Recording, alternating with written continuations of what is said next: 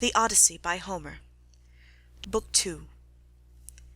Now, when the child of morning, rosy-fingered dawn, appeared, Telemachus rose, and dressed himself. He bound his sandals on to his comely feet, girded his sword about his shoulder, and left his room looking like an immortal god. He at once sent the criers round to call the people in assembly. So they called him, and the people gathered thereon. Then, when they were got together, he went to the place of assembly spear in hand, not alone, for his 2 hounds went with him. Minerva endowed him with a presence of such divine comeliness that all marvelled at him as he went by, and when he took his place in his father's seat, even the oldest counsellors made way for him. Aegyptius, a man bent double with age, and of infinite experience, the first to speak.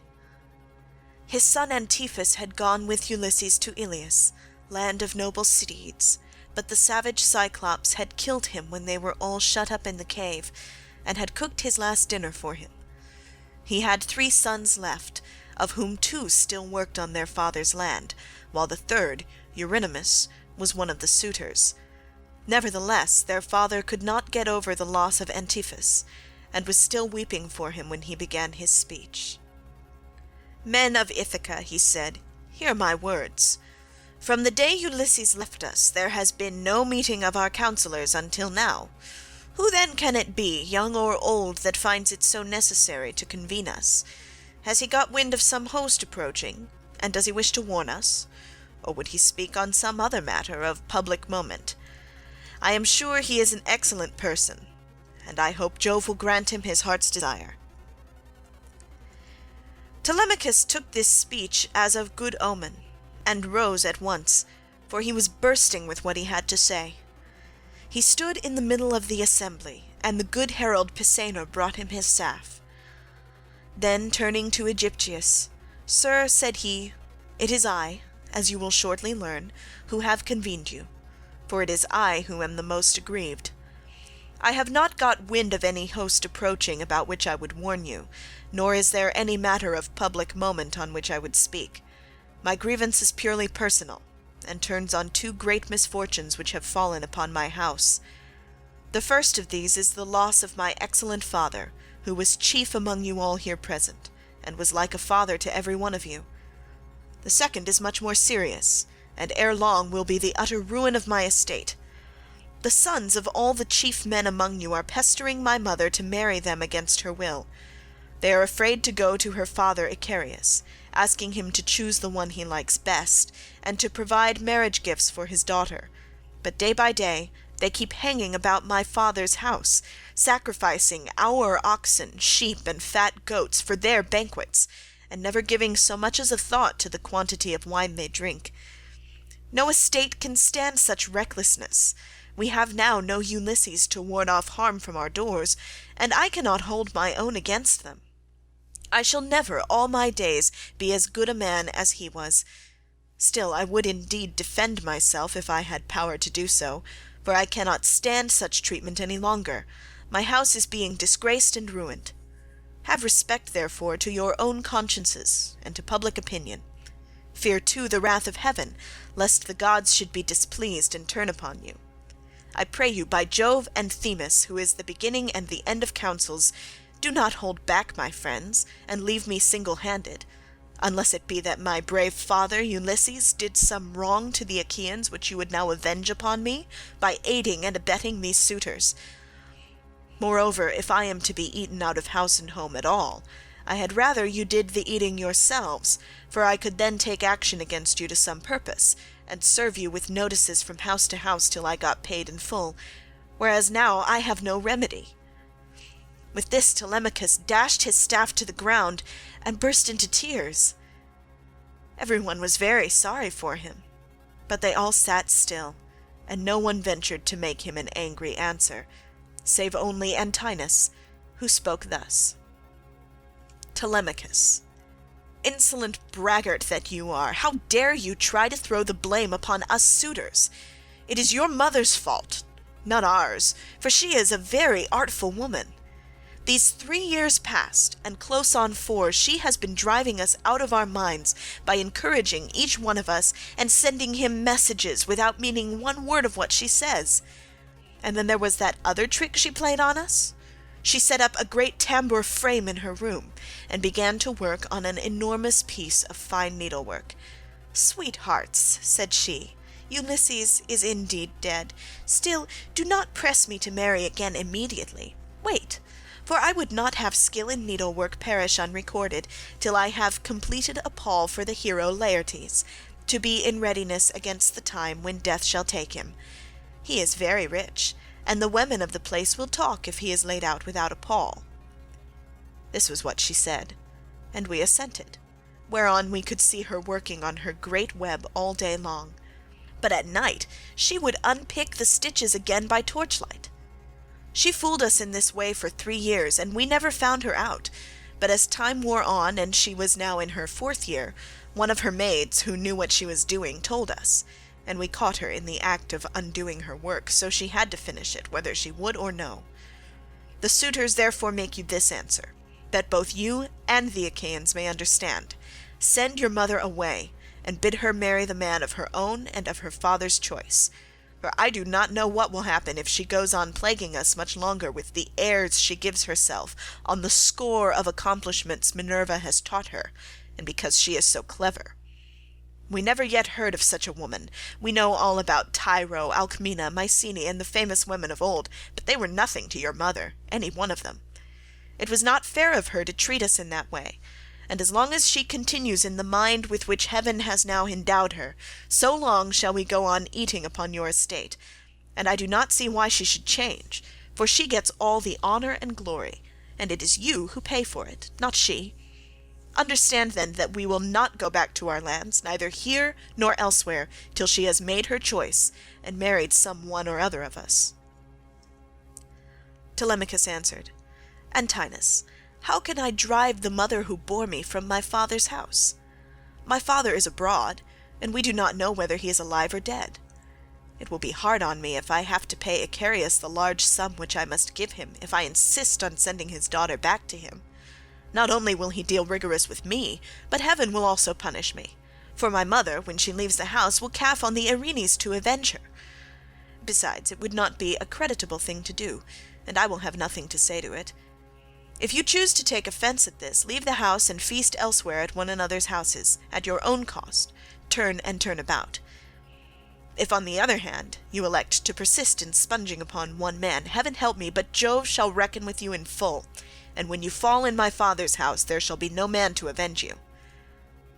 As he spoke, Jove sent 2 eagles from the top of the mountain, and they flew on and on with the wind, sailing side by side in their own lordly flight.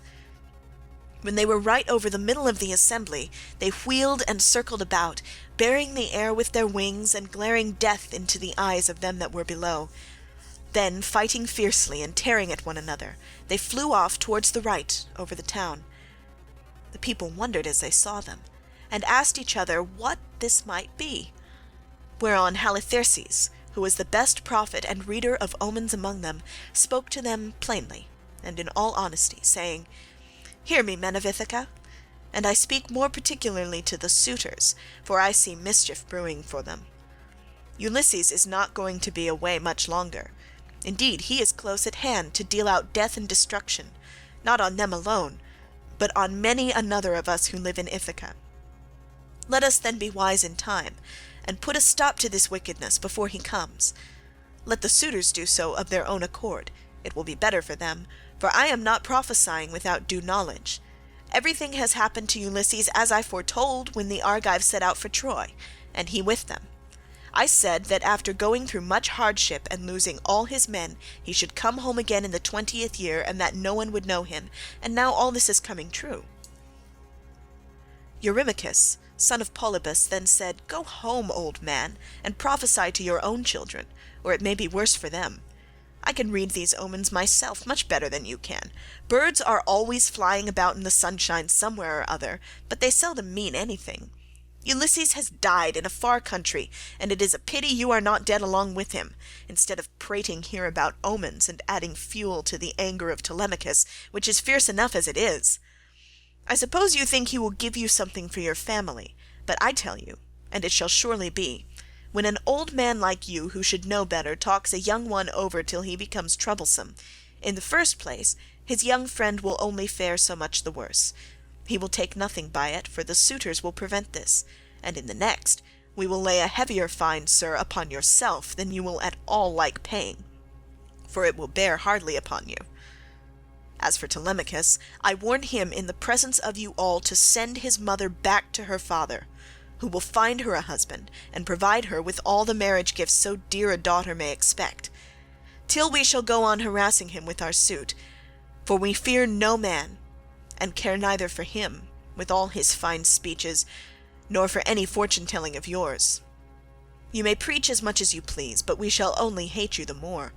We shall go back and continue to eat up Telemachus's estate without paying him, till such time as his mother leaves off tormenting us by keeping us, day after day, on the tiptoe of expectation, each vying with the other in his suit for a prize of such rare perfection.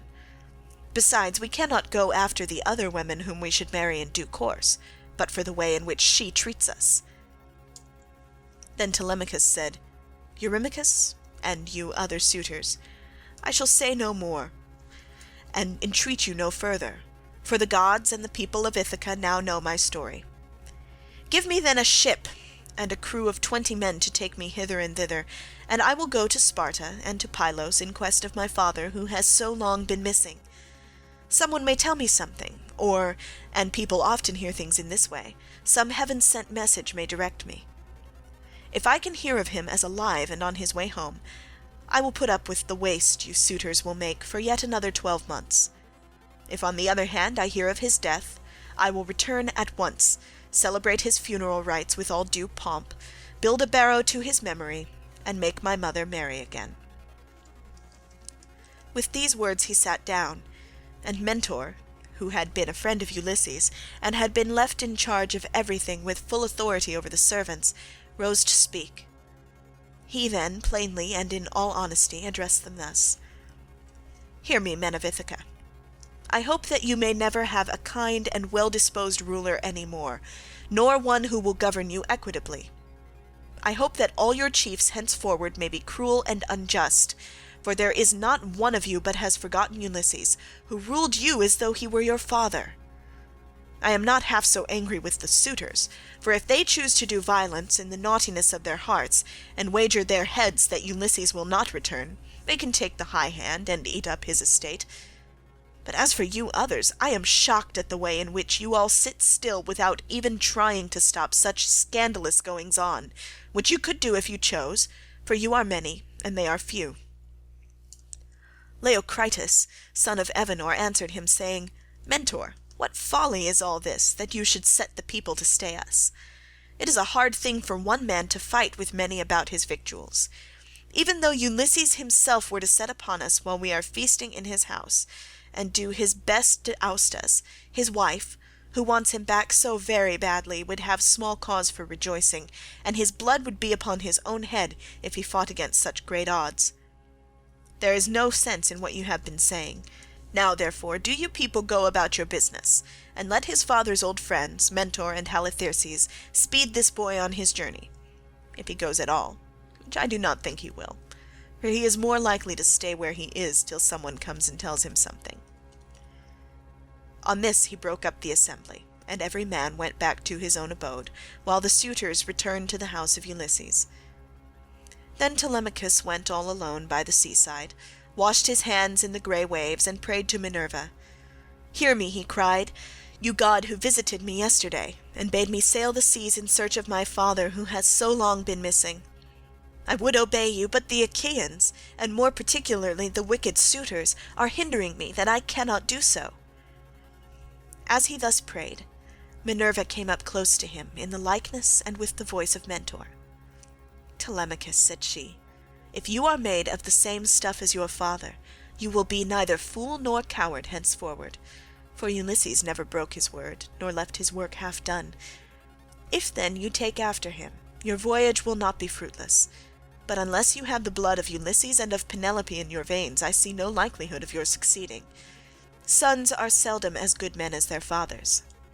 They are generally worse, not better. Still, as you are not going to be either fool or coward henceforward, and are not entirely without some share of your father's wise discernment, I look with hope upon your undertaking. But mind you, never make common cause with any of these foolish suitors, for they have neither sense nor virtue, and give no thought to the death and the doom that will shortly fall upon one and all of them, so that they shall perish on the same day. As for your voyage, it shall not be long delayed. Your father was such an old friend of mine that I will find you a ship, and will come with you myself. Now, however, return home, and go about among the suitors. Begin getting provisions ready for your journey. See everything well stowed, the wine in jars, and the barley meal, which is the staff of life, in leathern bags, while I go round the town, and beat up volunteers at once. There are many ships in Ithaca, both old and new. I will run my eye over them for you, and will choose the best. We will get her ready, and will put out to sea without delay." Thus spoke Minerva, daughter of Jove, and Telemachus lost no time in doing as the goddess told him. He went moodily, and found the suitors flaying goats and singeing pigs in the outer court. Antinous came up to him at once and laughed as he took his hand in his own, saying, "Telemachus, my fine fire-eater, bear no more ill blood, neither in word nor deed, but eat and drink with us as you used to do. The Achaeans will find you everything, a ship and a picked crew to boot, so that you can set sail for Pylos at once and get news of your noble father." "Antinous," answered Telemachus, "I cannot eat in peace, nor take pleasure of any kind with such men as you are. Was it not enough that you should waste so much good property of mine while I was yet a boy? Now that I am older and know more about it, I am also stronger, and whether here among these people or by going to Pylos, I will do you all the harm I can. I shall go, and my going will not be in vain, though, thanks to you suitors, I have neither ship nor crew of my own, and must be passenger and not captain." As he spoke he snatched his hand from that of Antinous. Meanwhile the others went on getting dinner ready about the buildings, jeering at him tauntingly as they did so. "Telemachus," said one youngster, "means to be the death of us. I suppose he thinks he can bring friends to help him from Pylos, or again from Sparta, where he seems bent on going. Or will he go to Ephyra as well, for poison to put in our wine and kill us?" Another said, "Perhaps if Telemachus goes on board ship he will be like his father, and perish far from his friends. In this case we should have plenty to do, for we could then divide up his property amongst us. As for the house, we can let his mother and the man who marries her have that." This was how they talked. But Telemachus went down into the lofty and spacious storeroom, where his father's treasure of gold and bronze lay heaped up upon the floor, and where the linen and spare clothes were kept in open chests. Here too there was a store of fragrant olive oil, while casks of old, well-ripened wine, unblended and fit for a god to drink, were ranged against the wall in case Ulysses should come home again after all. The room was closed, with well-made doors opening in the middle. Moreover, the faithful old housekeeper Euryclea, daughter of Ops, the son of Pisenor, was in charge of everything both night and day. Telemachus called her to the storeroom, and said, "Nurse, draw me off some of the best wine you have, after what you are keeping for my father's own drinking, in case, poor man, he should escape death, and find his way home again after all. Let me have 12 jars, and see that they all have lids. Also fill me some well-sewn leathern bags with barley meal, about 20 measures in all. Get these things put together at once, and say nothing about it. I will take everything away this evening as soon as my mother has gone upstairs for the night. I am going to Sparta and to Pylos to see if I can hear anything about the return of my dear father." When Euryclea heard this, she began to cry, and spoke fondly to him, saying, "My dear child, whatever can have put such notion as that into your head? Where in the world do you want to go to, you who are the one hope of the house?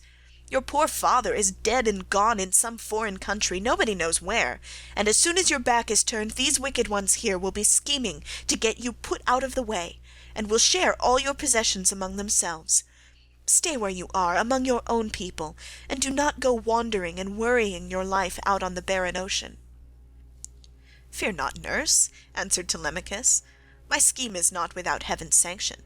But swear that you will say nothing about all this to my mother till I have been away some 10 or 12 days, unless she hears of my having gone and asks you, for I do not want her to spoil her beauty by crying." The old woman swore most solemnly that she would not, and when she had completed her oath, she began drawing off the wine into jars and getting the barley meal into the bags, while Telemachus went back to the suitors. Then Minerva bethought her of another matter. She took his shape, and went round the town to each one of the crew, telling them to meet at the ship by sundown. She also went to Noemon son of Phronius, and asked him to let her have a ship, which he was very ready to do. When the sun had set and darkness was over all the land, she got the ship into the water, put all the tackle on board her that ships generally carry, and stationed her at the end of the harbour. Presently the crew came up, and the goddess spoke encouragingly to each of them.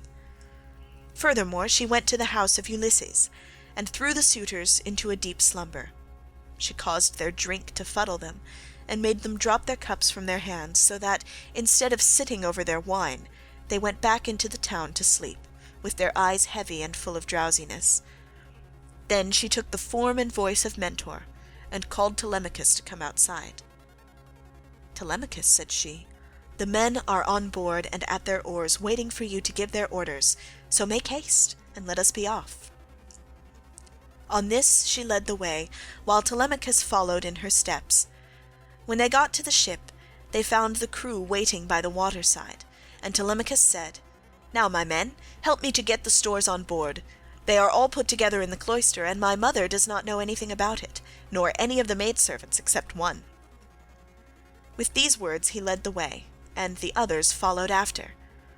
When they had brought the things as he told them, Telemachus went on board, Minerva going before him and taking her seat in the stern of the vessel, while Telemachus sat beside her. Then the men loosened the hawsers and took their places on the benches. Minerva sent them a fair wind from the west, that whistled over the deep blue waves, whereon Telemachus told them to catch hold of the ropes and hoist sail, and they did as he told them. They set the mast in its socket in the cross-plank, raised it, and made it fast with the forestays. Then they hoisted their white sails aloft with ropes of twisted oxhide. As the sail bellied out with the wind, the ship flew through the deep blue water, and the foam hissed against her bows as she sped onward. Then they made all fast throughout the ship, filled the mixing bowls to the brim, and made drink offerings to the immortal gods that are from everlasting, but more particularly to the grey-eyed daughter of Jove. Thus then the ship sped on her way through the watches of the night, from dark till dawn. End of Book 2.